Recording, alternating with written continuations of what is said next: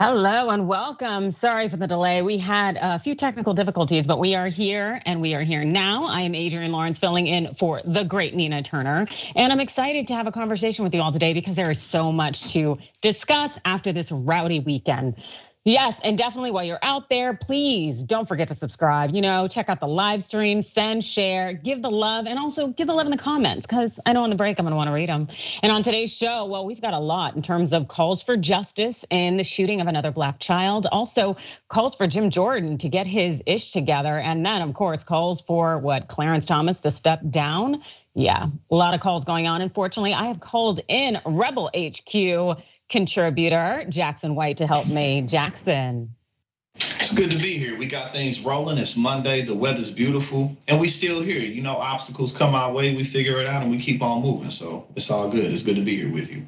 All right. Well, thank you so much for joining us. Obstacles do get in the way, and unfortunately, we're not starting out with a great story, but one that is very incredibly important. Go ahead and check out the scene here.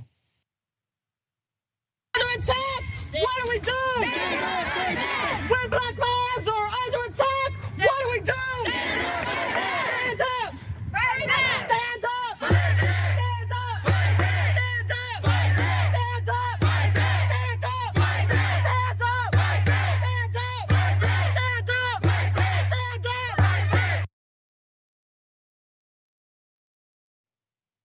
Yes, that scene was from Kansas City, Missouri this weekend when a massive crowd gathered in front of the home of a white man who shot a 16-year-old black neighbor.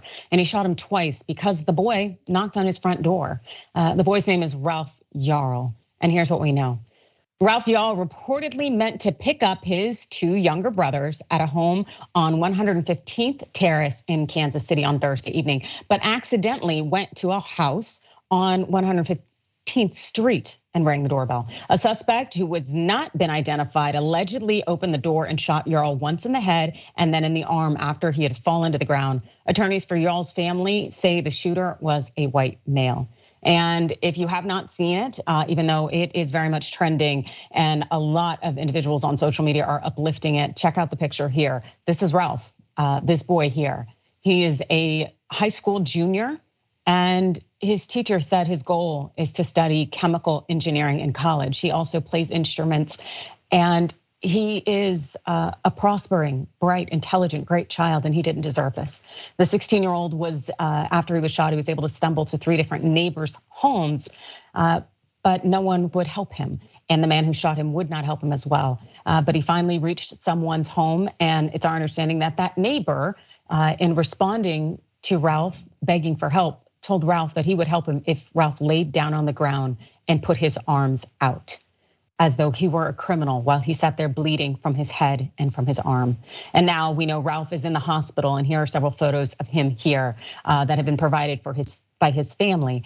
And the road ahead for him will be long, physically, emotionally, so much trauma interwoven in the fact that he was trying to pick up his little brothers and simply went to the wrong address.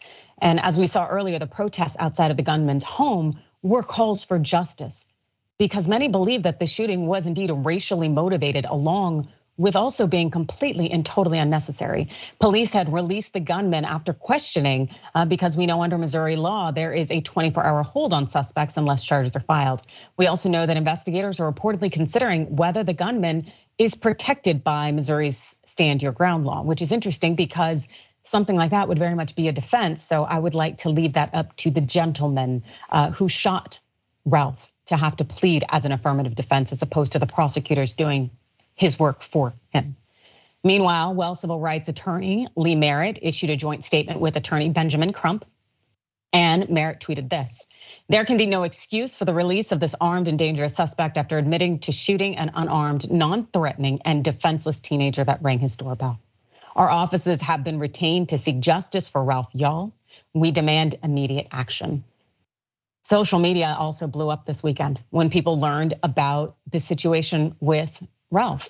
And rightly so, it should have blown up because again, we have an innocent, unarmed black child this time who was shot by a white man for no good reason whatsoever, other than he went to the wrong door.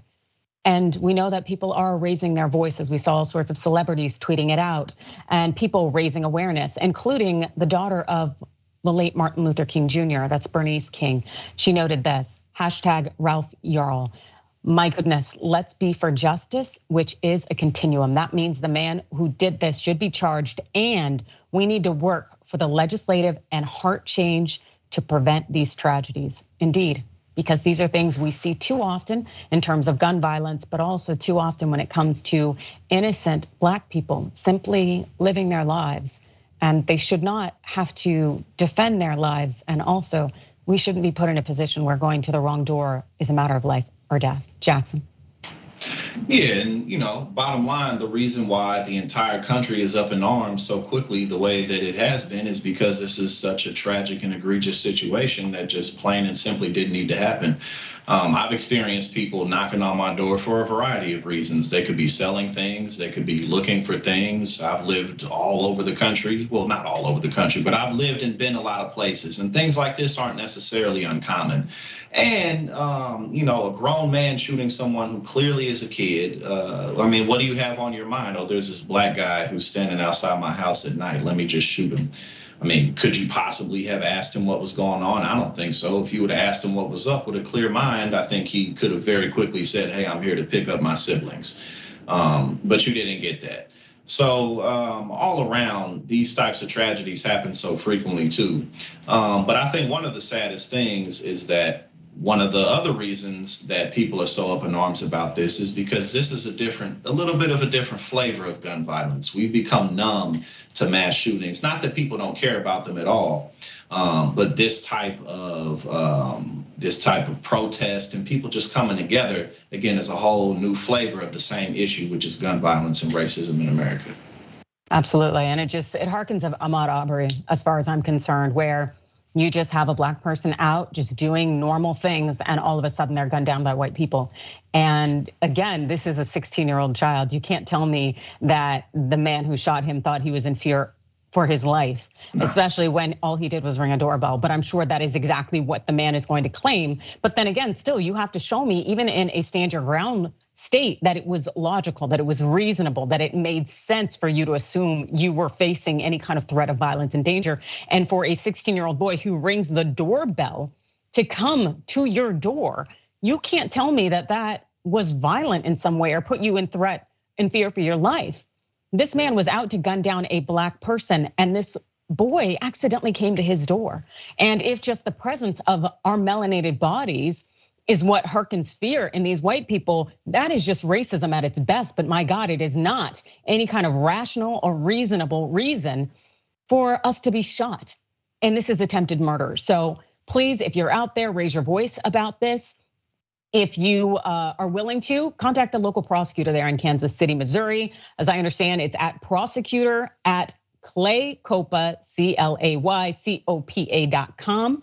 Send them an email, let them know you want to see justice, as well as if you have the means to help contribute, go to the GoFundMe to cover Ralph's medical expenses, because we all know even if he does have health care, in terms of insurance, it ain't enough. We know how our systems work. And so please do make a contribution. That GoFundMe has been organized by his aunt, Dr. Faith Spoonmore. I'm not aware of there being multiple GoFundMes for Ralph Yarl, but if you do see one, it will say that it is organized by Dr. Faith Spoonmore, and that's how you know it's legit. So please contribute if you can. All right, let's go ahead and move on to our other story where someone has been contributing to nonsense for way too long. That's Clarence Thomas, that's right. We're learning more and more about his right-wing friends, close family friends. As we know, just 2 weeks ago, news broke of a very materialistic between Clarence Thomas, a Supreme Court justice, and a right-wing billionaire named Harlan Crow. And we have updates, unfortunately, as more of this story pours in. We see this headline here from the Washington Post. Clarence Thomas has for years claimed income from a defunct real estate firm. That's right.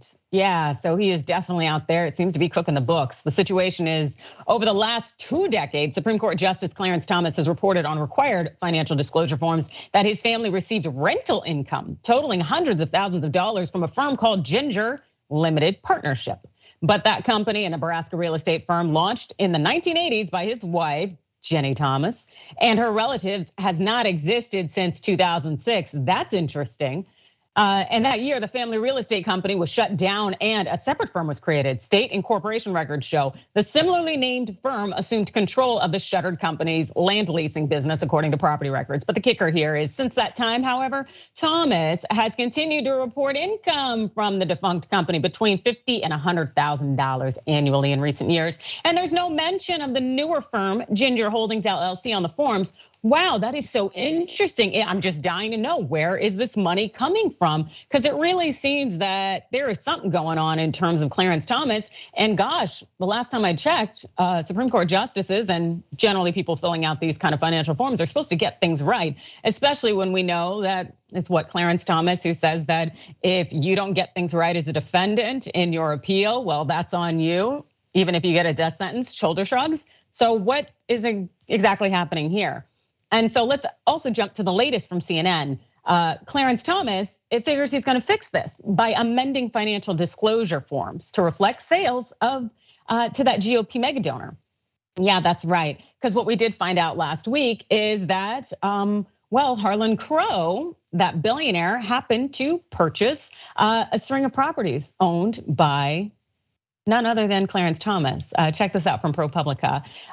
In 2014, one of Texas billionaire Harlan Crow's companies purchased a string of properties on a quiet residential street in Savannah, Georgia. It wasn't a marquee acquisition for the real estate magnate, just an old single-story home and 2 vacant lots down the road. What made it noteworthy were the people on the other side of the deal. Supreme Court Justice Clarence Thomas and his relatives. Well, Thomas never disclosed that sale, and it definitely seems to be a violation of ethics. And as we've now also learned, that property, Harlan Crow went on to restore it and build it up, later claimed that, it's because he wanted to someday maybe make it a museum of the second Black Supreme Court justice to show where he grew up and lived. But interestingly enough, that Supreme Court justice, Clarence Thomas, his mother still lives there and she doesn't pay rent. So it sounds like it to me that they were using this as a vehicle to funnel money to Clarence Thomas by way of a sale that was probably grossly overpaid for. And then on top of that, to take care of Clarence Thomas's mother, something that Clarence doesn't have to do himself now that Harlan Crow has provided her with an incredible home, and also she doesn't pay rent. Jackson, how does this smell to you? It smells like butt naked cheap fraud. That's what it smells like. It smells like things that people on the streets do. It smells like things that anyone with access and willingness to commit the crime can do. I mean, it's really not even that sophisticated or complicated. But the thing is that, let's face it, this is beyond unacceptable. Clarence Thomas is one of the most powerful people in the entire nation.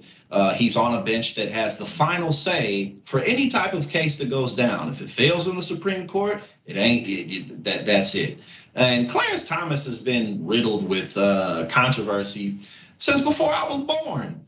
You know what I'm saying? Ever since he's been in the public eye, Clarence Thomas has been riddled in controversy. I didn't even know who his wife was or anything about her until a couple of years ago.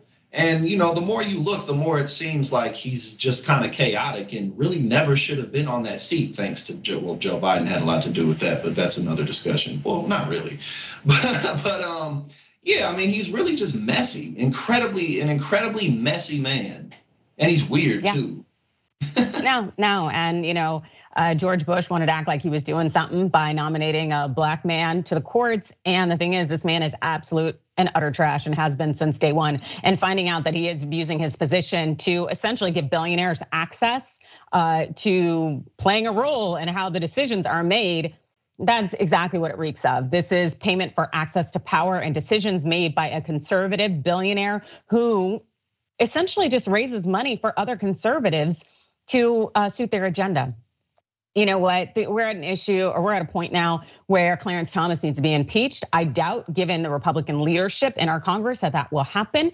But seriously, the integrity of the court has been heading down fast at a steadfast rate, largely since the last administration had nominated Kavanaugh and also Amy Coney Barrett. So it's kind of like, well, what are they gonna do? And what they need to do is send Thomas packing, as far as I'm concerned.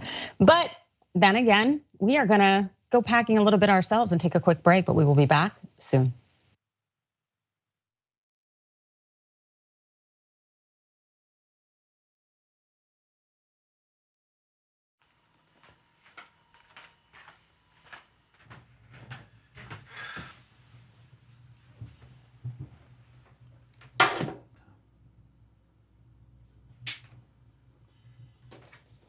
Welcome to the Damage Report. I'm John Idarola. This is gonna be a big one. Meanwhile, in the Arctic, you know where this is going. You watch the Damage Report, the Arctic's on fire. Obviously, why would we be talking about the Arctic except to tell you that it's melting once again? The Republicans aren't that interested in it. I wonder why. Lift out of poverty up to 3.7 million people, including an estimated 1.3 million children. Hashtag save the children? Not if it costs money. I mean, come on. What's happening? I'm Dr. Rashad Richey, host of Indisputable with Dr. Rashad Richey. Here's the bottom line. I play no games about policy, period. Too many people's lives are at stake. So here's what I do. I challenge conservative ideology that hinders the growth of this country. I make sure we place our facts in proper context, and I have no problem debating anyone on a position that I have. Progressives have the ideas to change the world, but when you really look at it, progressives have always change this world for the better. I want you to tune into my new show, Indisputable with Dr. Rashad Richey, right here on the TYT network, 2:30 p.m. Eastern time, 11:30 a.m. Pacific time. I'll see you there. Everything that we've accomplished over the years is because of our members who've allowed us to remain independent of corporate interests and reach 20 million followers. Now is the time to bring as many people into the progressive movement as possible. We're inviting you to be the change and help bring a community-powered progressive change machine to life. Details are at tyt.com/change. If you're a member, thank you. We need you to remain so. If you're one of the thousands of viewers out there who's not a member yet, the time has come for you to join now. We need you more than ever. tyt.com/change.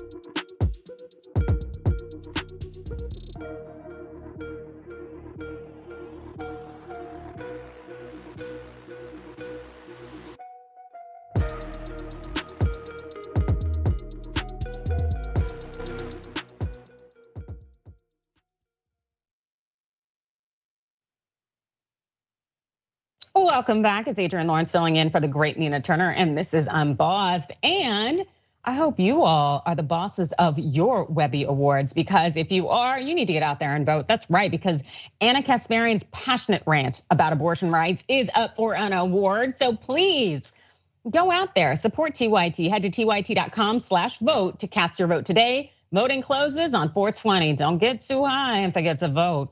Also, we know justice is coming. That's right. Pre-order a copy of Cenk Uygur's upcoming book, Justice is Coming, today at shoptyt.com and get an exclusive signed copy. That's right, an exclusive signed copy. You're gonna wanna get your hands on that. Justice is Coming gives an outline on the progressive vision and how we're gonna correct all of the issues that the country's currently facing. Progressives are important, part of the unstoppable movement. So, get over it to shoptyt.com. And memberships, yes, definitely get that membership on. Go to tyt.com/join. Be a part of our community, help uplift it. That's right, your membership will help protect TYT's ability to protect against corruption, to cover stories that the mainstream media isn't covering, and to uplift issues that are not uplifted by mainstream media. And if you want to get more of those issues discussed, we'll definitely go to the Unbossed podcast. That's right. You can go to Apple Podcasts, Spotify, Google, wherever you get your podcast. Hit it up, search for Unbossed, click follow, and then rate it. Give us a 5 stars, we deserve it.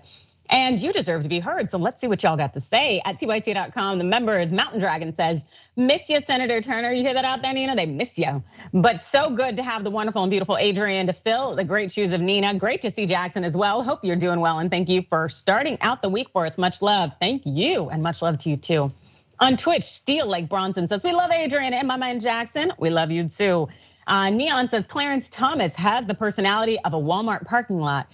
True, more of a corrupt Walmart parking lot that might go ahead and grab your butt. But YouTube Super Chat says, "Aye, it's Jackson and Adrienne. That's right, it is us, and we got so much for you." Including talking about what's going on with these leaks in the Pentagon. That's right. So the Pentagon news broke last week after the classified materials were leaked online. And let's catch up to speed because it's kind of crazy. Well, the materials were posted to a small Discord group, as we've learned, and the documents contained a range of information. And some of it's pretty interesting. Classified information in the documents, including things like this: eavesdropping on key allies and adversaries, blunt assessments on the state of the Ukraine war, and the young man who dropped them, which it's my understanding he wasn't necessarily out here doing an Edward Snowden as much of a let me show you how cool I am. That's Jack Teixeira, 21-year-old airman with the Massachusetts Air National Guard. He was arrested in connection with the leaks. Yep, that's right. They walked him right out of his home. Teixeira is believed to be the head of an obscure invite-only Discord chat room called Thug Shaker Central. Yeah, this is some real big spy material, as opposed to this is just a bro getting his bro, look how cool I am on. Anyway, according to the charging documents, Teixeira held a top secret security clearance and allegedly began posting information about the documents online around December 2022 and photos of documents in January. Now, the reaction between the right and the left has been very different in terms of these document leaks. Like Tucker Carlson, who said last week on Fox News this. Said the only man who has been taken into custody, or likely ever will be, is a 21-year-old Massachusetts Air National Guardsman who leaked the slides that showed that Lloyd Austin was lying. And yet tonight, the news media are celebrating the capture of the kid who told Americans what's actually happening in Ukraine. They are treating him like Osama bin Laden, maybe a little worse, actually, because unlike Al-Qaeda, apparently this kid is a racist. Yeah, apparently this kid was known to post all sorts of racist memes and statements. And he was known as being a right winger. But again, he wasn't known for doing any kind of let's expose the government's corruption, as much as he just really wanted to show the friends in his Discord group that he was cool and he had access to very sensitive things. So of course, he decided to go ahead and post documents there. Fun. Meanwhile, well, Marjorie Taylor Greene took to Twitter to defend this leaker Teixeira. The gentlewoman from Georgia posted this last week. Jake Teixeira is white, male, Christian, and anti-war. That makes him an enemy to the Biden regime. And he told the truth about troops being on the ground in Ukraine and a lot more. Ask yourself, who is the real enemy? A young low-level National Guardsman or the administration that is waging war in Ukraine, a non-NATO nation against nuclear Russia without war powers? Yeah, that is a hell of a way to spend this racist, jabroni out here sharing government secrets to flex, if that. But MTG's fellow Republicans, well, they didn't necessarily agree with her, including Liz Cheney. She had to get in the action. She quote tweeted MTG saying, Marjorie Taylor Greene makes clear yet again that she cannot be trusted with America's national security information and should not have a security clearance of any kind. I will definitely second that. It's really scary. But also what's scary is Lindsey Graham actually siding with him to a certain extent. Watch this. What they're suggesting will destroy America's ability to defend itself. That it's okay to release classified information based on your political views, that the ends justify the means. It is not okay.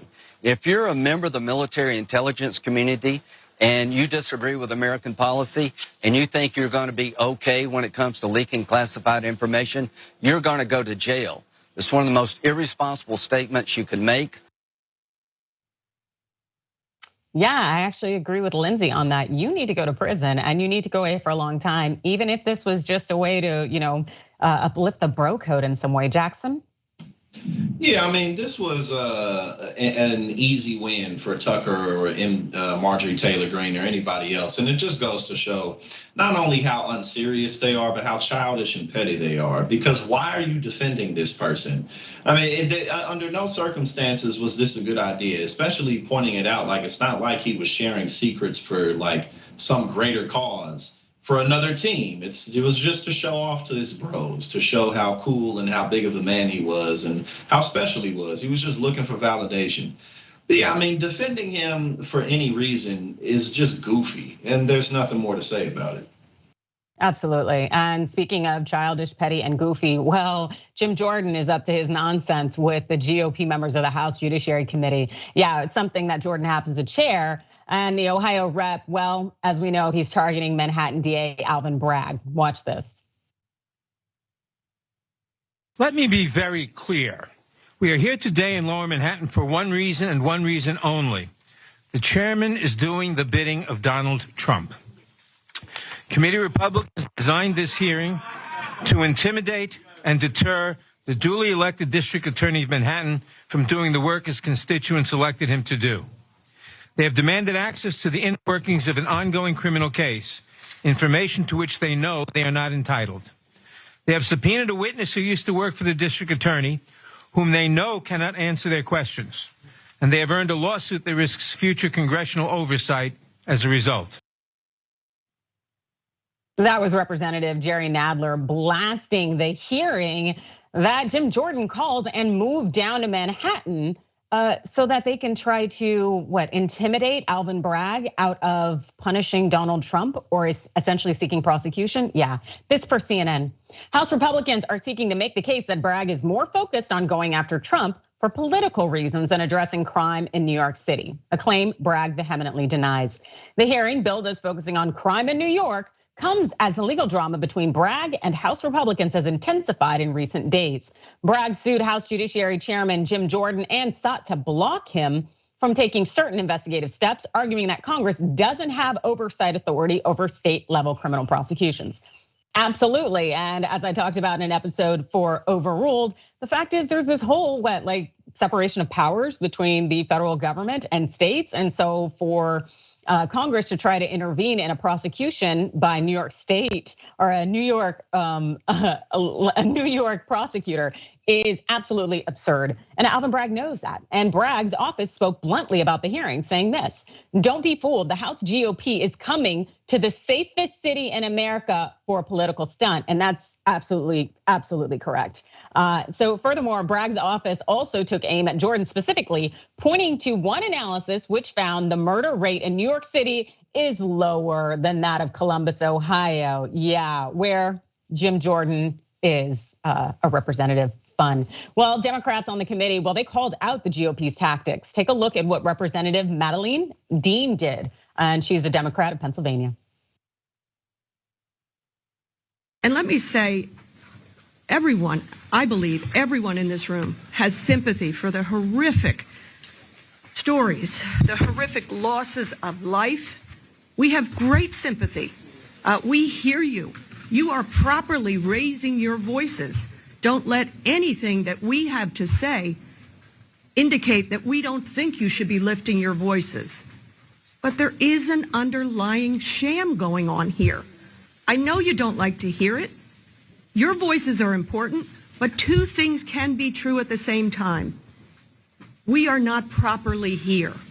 It is not our jurisdiction to oversee or to interfere with an independent district attorney's office. Yes, it sounds like Representative Dean didn't miss that day in law school when they talked about separation of powers. Unfortunately, neither did Representative David Cicilline, because he was especially quick to call out the GOP's hypocrisy on holding a hearing on crime. Watch. Gun violence is now the leading cause of death of children in America and kills 40,000 Americans a year. Yet my colleagues vote repeatedly against even the most common sense gun violence prevention measures. They vote against getting assault weapons off the streets, despite the previous assault weapons ban that drastically reduced gun violence. They vote against alerting people to active shooters. They vote against safe storage and red flag laws. They vote against community-based crime prevention programs. They vote against background checks. And the list goes on and on. Yeah, it is readily transparent, if not palpable, how much the GOP is really there in Manhattan to try to intimidate Bragg, as opposed to actually doing its job, which would hopefully be instituting some sensible gun reform. Jackson. And all this for Donald Trump. And that's what kills me on and on. It's like on a day-to-day basis, week-to-week basis. Trump's power over the party just continues to be more solidified. I mean, it's not like it ever really went anywhere, but a lot of people really saw a scenario where, Trump's gonna get arrested and the base is just gonna move away from him and we'll be able to move on to brighter pastures. But that hasn't happened. I mean, Donald Trump, a game show host, a man who wasn't even in politics in any type of office until 2016 whatsoever, has done all of this to the Republican Party. And it's not as if the GOP was like doing grand, amazing things before he came along.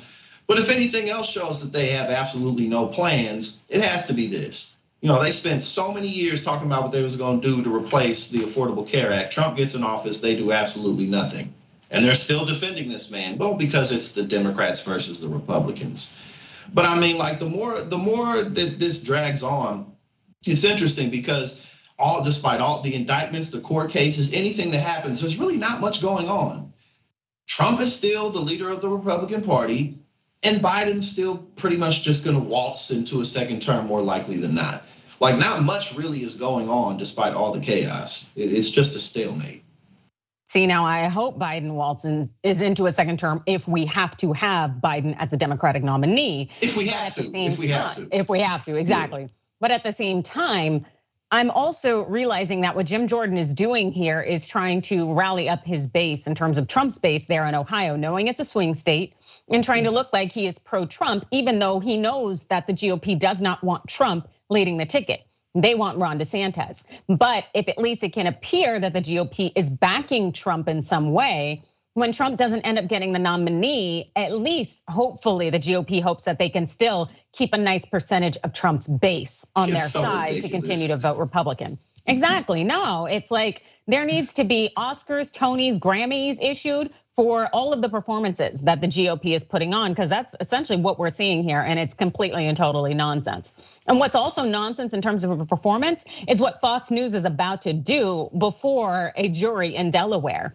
Fox News is in a situation now where today its trial was supposed to start in the defamation claims brought by Dominion Voting Systems, claiming that Fox defamed it when it allowed so many of its hosts as well as commentators to claim that Dominion Voting had helped in some way in terms of defrauding voters and stealing the 2020 presidential election. Well, Fox News' trial was supposed to kick off today, but it did not because a judge opted to delay it for a day. But that doesn't mean that the $1.6 billion defamation claim is gonna go anywhere. Yeah, that's right. And also, Fox isn't in a good position. They're trying to wiggle themselves out of some legal trouble because Judge Eric Davis was none too pleased with a number of the things I guess we can say Trump's little Fox News folks are doing. Check this out from ABC News with some updates. So the Wall Street Journal, publication owned by Fox chairman Rupert Murdoch, reported Sunday night that Fox had made a late push to settle the dispute out of court,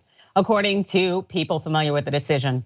Jury selection in the case began on Thursday and was scheduled to continue on Monday, with opening arguments scheduled for Monday afternoon. Under the new schedule, jury selection is expected to resume on Tuesday morning. And in case you do kind of plan to follow this, it should be pretty interesting because we do not necessarily know whether Fox is going to try to sell this, but we do know that we don't want Dominion Voting to settle at all. No, we don't, because this is an important First Amendment case. Of course, also it's one in which we can actually hold Fox News accountable. Well, of course, there's no evidence really to support Fox News's theories that they were pushing in terms of Dominion Voting, helping Joe Biden steal the 2020 presidential election. And that was really also according to Fox and Trump campaign staffers, because check out this audio that was originally obtained by MSNBC. Are any of the machines, I know it was on War Room the other day with Steve Bannon, have any of the machines been looked at? He had said that one was looked at in Georgia. I'd have to check on that in terms of Georgia.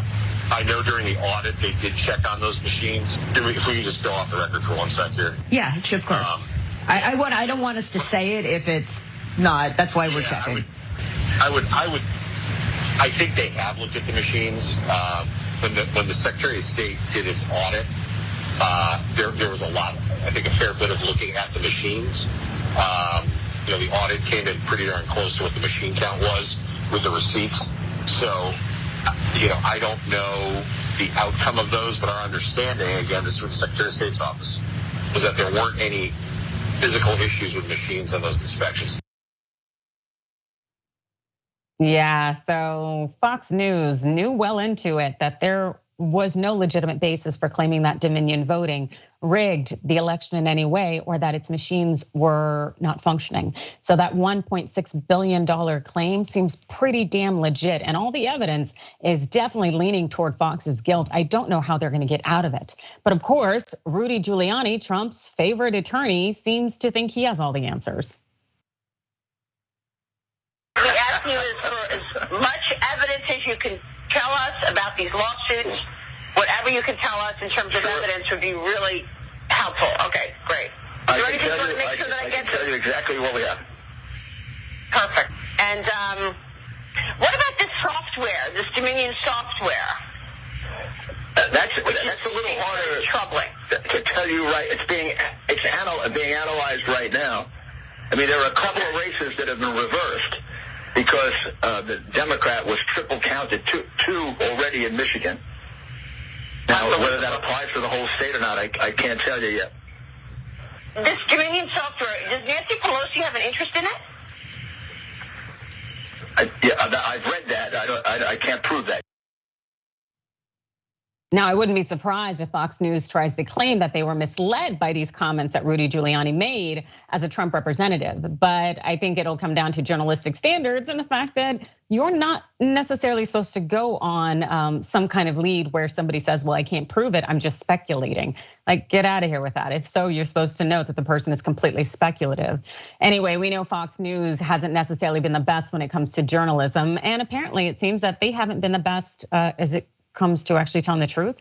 Yeah, and the judge called him out on it. So for months, Fox had been the mouthpiece for Trump and his election deniers, and it really started with the top in terms of Rupert Murdoch. Check this from Vox. Fox is also facing blowback for trying to minimize the role of Rupert Murdoch, who chairs Fox News' parent company. Earlier this month, the company's lawyers admitted that Murdoch is also an officer at Fox News, despite the fact that they previously insisted he had no official title at the company. Dominion argues that it was consequently deprived of an opportunity to seek more documents related to Murdoch as part of the discovery in the case. And that is absolutely true in terms of Dominion being at a loss here. And the court recognized that and issued sanctions against Fox News last week. And also, as we know yesterday, well, Fox News's attorneys apologized to the court, saying, I'm incredibly sorry. And that we will be more forthright moving forward, which is interesting since it's literally the eve of trial. And of course, there are so many other issues for Fox. The troubles really don't stop with Dominion voting. Yeah, peep this headline from The Guardian. Fox News is bracing for more turbulence as second defamation lawsuit advances. Yeah, that's right. Because New York court has greenlit the $2.7 billion suit against the news channel that was filed by another election company, Smartmatic, over the 2020 presidential election lies. We also know that last weekend, or the weekend before last, well, Fox News settled with another gentleman who was wrapped up in those lies that had been told. And I believe that gentleman was seeking about $250 million. So Fox News is in a very precarious position. Also, they have been sued by their shareholders too for orchestrating all these lies with regard to the election and pretty much basically mishandling the funds there, because now they're gonna have to deal with all these lawsuits. It's not a good look, but what, Rupert Murdoch is 92, 1 foot in the grave, what does he care? He's gonna have a good time either way. Jackson, how do you think this is gonna shake out? Yeah, I don't think he's personally too worried about it. He's gonna pass the stress on to his descendants. But I agree. I think that this is going to be a very difficult legal situation for Fox News to wriggle their way out of, because how can they? I mean, they just flat out lied. They didn't have any evidence. They just decided to go with the narrative because it's what the base wanted to hear. And this is a really good example of why the Republican Party has such a hard time turning on Donald Trump, because in order to do that, they have to do a complete 180 on everything that they've been doing since he was in office in terms of what they have said has happened. They're gonna have to turn around and say, actually, Trump lost. They're gonna have to turn around and say, actually, Trump did this, Trump did that. Actually, it is true. He does con people. He didn't pay anybody. You know, they're gonna have to really do that in order to stick it to him, which would in turn condemn themselves.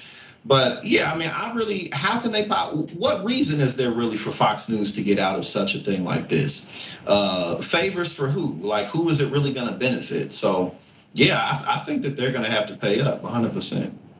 Yeah, I agree with you. I really don't know what they thought they were going to get out of this. Yeah, sure, having another Republican in the White House could be fun, but the reality is if you have a Democrat, you still muster up controversy. That's how they end up getting their base so big to begin with, all the attacks on Obama. So it's kind of like, why would you risk all of your money and your income to tell these lies?